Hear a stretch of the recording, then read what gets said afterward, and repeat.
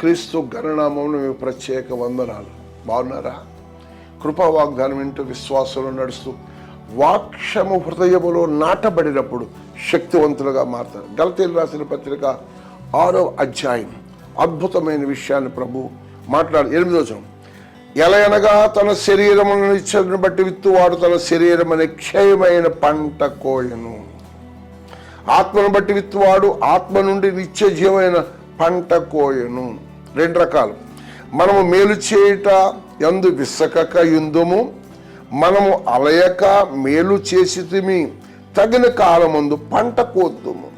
కాబట్టి మనకు సమయము దొరికిన కొలది అందరి ఎడల, విశేషముగా విశ్వాస గృహమునకు చేరిన ఎడల మేలు చేయదు. చాలా విషయాలు ఉన్నాయి ఇక్కడ. శరీరేచ్ఛలు, ఆస్తులు సంపాదించుకోవాలి, భోగభాగ్యాలు సంపాదించుకోవాలి, మా పిల్లలు గొప్పోళ్ళు అయిపోవాలి, ఇది చేయాలి, అది చేయాలి, నాకు పెద్ద కారు కావాలి, లేదు ఏవేవో కోరుకుంటాం. ఇది క్షయమనే ఆశ. అక్షయమైనది ఏమిటో తెలుసా? ఆత్మ సంబంధమైన పంట ఏమిటో తెలుసా? పాపిని ప్రభు దగ్గరికి నడిపించాలి. రోగికి స్వస్థత ఎలా కలుగుతుందో చూడాలి. ఒకవేళ అతను అన్యుడు అనుకోండి, అతనికి అవసరమైతే నువ్వు సహకారిగా ఉండి ఒక మంచి సమయంలో హాస్పిటల్కి చేర్చాలి. వస్త్రహీనుడైతే బట్ట కప్పాలి. ప్రభు ఇది ఆత్మానుసారమైనది. ఇటువంటి నడవడికి నడిస్తే నీ నడకను బట్టి అనేక మంది యేసయ్యను నీలో నుండి చూస్తారు. ఇదే ఆత్మ సంబంధమైన పంట. ఆకలికి ఉన్నవాడిని, ఆవేదనలో ఉన్నవాడిని, నిరుద్యోగ స్థితిలో కృంగిపోతున్న కుటుంబాలకు తోడుగా ఉండు. ఆత్మ సంబంధమైన పంట అదే. నిన్ను వలె నీ పొరుగు వారిని ప్రేమించు. జార్జ్ ముల్లర్ అని ఒక దేవుని దాసుడు దర్శనముతో ఆస్తులు, అనాది పిల్లలు, తల్లి తండ్రి లేని వారు, దిక్కుతోసని వారు, వికలాంగులను తీసుకొచ్చి ఆయన అనాథాశ్రమాలు స్టార్ట్ చేశాడు.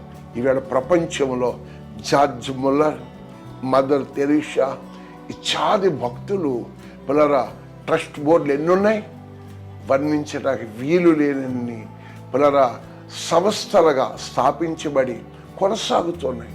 వాళ్ళు ఏం తెలుసా? ఆత్మ సంబంధమైన పంట. అంతేకాదండి, ఇంకా చెప్తున్నాడు ఇక్కడ 9వ వచనం, మనము మేలు చేయుటకు అందు విసుకక యుందుము. మేలు చేసేవారుగా ఉండాలి. నీ సహోదరుడికి సాధ్యము మేలు చేయాలి, కీడు చేయొద్దు. మేలు చేయి, చేతనైతే మేలు చేయి, కీడు తలపెట్టొద్దు. ప్రభుకు భయపడు, ప్రభు చూస్తున్నాడని నమ్మటానికి ఇష్టపడు. దానియేలు, షద్రకు, అబేద్నెగోలు తనతోనున్న జ్ఞానులు కూడా నశింపకుండానట్లు ఈ కళ యొక్క మర్మం తెలవాలని ప్రార్థన చేశారు. దానియేలు, షద్రకు, ఎందుకు అబేద్నెగోలకు అక్కడున్న సెకండ్ గంటలు కూడా ఎందుకు? కానీ ప్రేమే గొప్పది, ప్రేమే శాశ్వతమైనది. అటువంటి కృపా వాగ్దానం ఏంటని నీవు శరీరేచ్ఛలనే పంటకు వస్తున్నావా? లోక ఆశలు, ధనం, ధనభోగాలు, వ్యాపారాలు, వృద్ధి, క్షేమ, ఇదేనా? ఆత్మల పంటకోయవా? ఉపవాసులు ప్రార్థన చేయవా? సహోదరులకు సువార్తను ప్రకటించవా? కొందరైనా నీ ద్వారా దేవుని సన్నిధికి నడిపించవా? సువార్త కూడికి పెట్టి అనేక మందిని విల్లో నడిపించిన ప్రయత్నం చేయవా? ప్రభు సన్నిధిలో అలా చేస్తే మేలు చేసేవాడము. పునరా మనము అలయక మేలు చేతిమి కానీ తగిన కాలమున పంట కోస్తాం. కాబట్టి మనకు సమయము దొరికే కొలది అందరి ఎడల, విశేషముగా విశ్వాస గృహమునకు చేరిన ఎడల. విశ్వాస గృహం అంటే నువ్వే సహవాసానికి వెళ్తున్నావు, మీ ఆత్మీయ తండ్రి గారు, తల్లి గారితో కలిసి విశ్వాస గృహములో పరిశుద్ధ అవసరాలు పాల్పంచుకోవాలి. ఇదే పంట ఆత్మ సంబంధమైన పంట. ఆత్మ సంబంధమైన కృపావరాలు సమకూర్చుకోవాలి. ఇలాంటి భక్త కోటి సమాజం పౌలు గారు సువార్త ప్రకటిస్తే అకుల, ప్రిస్కిల్లా ఆయనతో కలిసి పరిచయం చేశారు. పౌలు చెరసాలకు వెళ్తుంటే శీల కూడా తనతో ప్రయాణం చేశాడు.